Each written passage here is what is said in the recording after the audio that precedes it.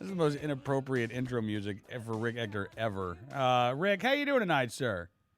Hey, I'm doing great, Cam. How about yourself? How are you doing today? I'm good. I'm sorry we had such horrible pop music as your intro song. Thank you for coming on the program tonight. It's good talking to you again.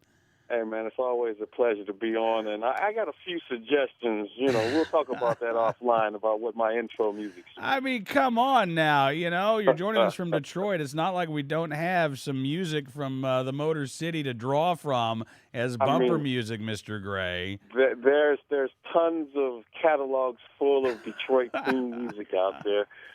I'm going to challenge you all to come up with something more suitable. All right, we'll give you some Holland and Dozier next time you're on the show. How does that sound?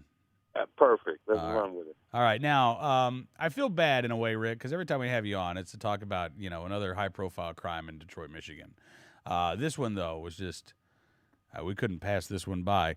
Former Detroit Police Chief Stanley Knox robbed at gunpoint while cutting his lawn. Rick, people are getting robbed at gunpoint while they're mowing their yard in Detroit now? Yeah, broad daylight. The one of the ex-police chiefs was robbed at gunpoint by a couple of thugs here in broad daylight in his front yard as he was, taking care of his property. It's really a sign of how bad things are here.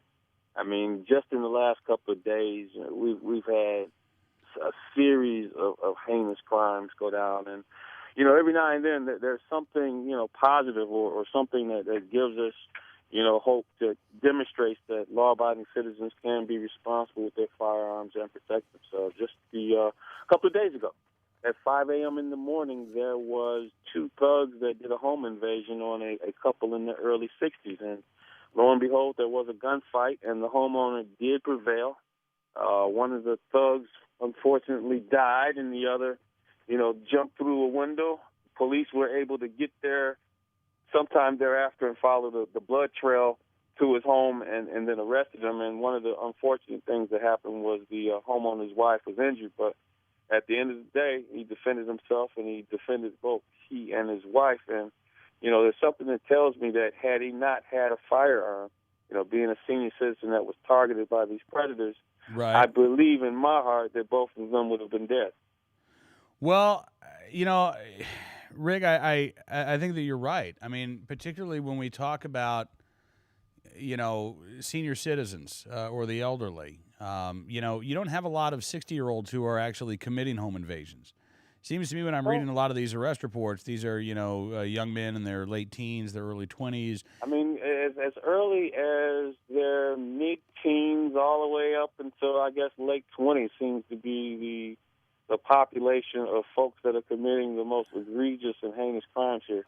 Absolutely. So, you get, and typically, by the way, these home invasions are not committed by one individual. You've got, two or three or more. Multiple. The last time that I was on remotely, not when we were in St. Louis, but we were talking about the one elderly gentleman who had a rifle when two guys were coming in, and he put one round into his rifle and was successfully able to use that one round to both hit and protect his property, his life and his spouse. So, what I'm seeing is multiple predators preying upon older senior citizens in their homes.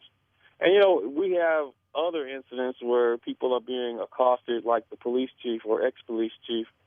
Just tonight, on the news, we're talking about this 84-year-old security guard who was cut down at church while he was, looking over, the church's property. And it doesn't seem to be an apparent motive.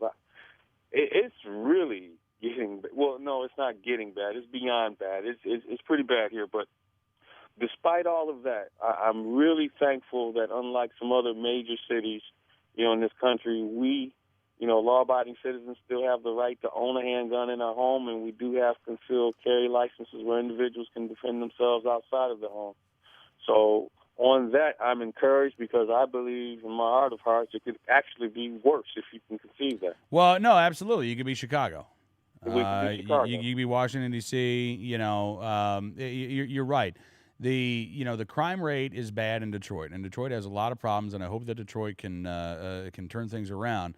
But as you say, at least the residents there do have the ability to exercise their constitutional rights. And to that end, I ask you this every time we have you on, and you keep telling me that your phone is ringing. When a story like this happens and a police chief's robbed at gunpoint in broad daylight while he's mowing his yard, does that get people thinking, okay, that could happen to me? My phone has been ringing all day today, and it's going to continue to ring as things get, more and more crazy out here. Well, listen, Rick, I appreciate you coming on the program, sir, and sadly, I know that there'll be something happen in Detroit before long that we'll want to have you back on to talk about. Well, and hopefully it'll be one of those citizen stories of the day where we have yet another law-abiding citizen who exercised responsibility for their safety and successfully defended their home. I hope so. Let's hope it's a good news story. Rick, thank you for your time tonight, sir, and we'll do it again soon. Hey, man, thanks for having me on. Give my thanks to Mr. Pop and the two Erics.